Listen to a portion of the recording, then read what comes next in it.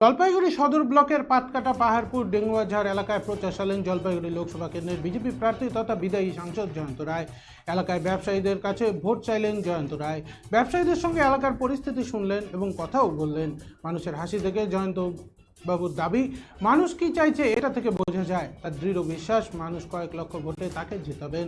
এদিন প্রার্থীর সঙ্গে ছিলেন বিজেপি নেতা কর্মীরা। সোমবার বিজেপি প্রার্থী সদর ব্লকের পাশাপাশি রাজগঞ্জের বিভিন্ন এলাকা ও হাটে বাজারে প্রচার শুরু করেন। এই পাহাড়পুর এলাকা, পাহাড়পুর ডেঙ্গুয়াঝাড় এই এলাকাগুলো পাটকাটা কিভাবে প্রচার করছেন? এই আসলে ওই যারা দোকান টোকান যারা আছে বা বাজার যুক্ত আছে ছোটো ছোটো জায়গায়, সেখানে মানুষের সাথে ডাইরেক্টলি কি মনে হলো এসে ঘুরছে? মানুষের মুখের হাসি দেখলেই বুঝতে পারবেন যে মানুষ কি চায়। কতটা আশাবাদী, কি করবেন পরবর্তী? আপনাদের কি মনে হয় আমি কেমন আশা করা উচিত? আপনি কি বলবেন?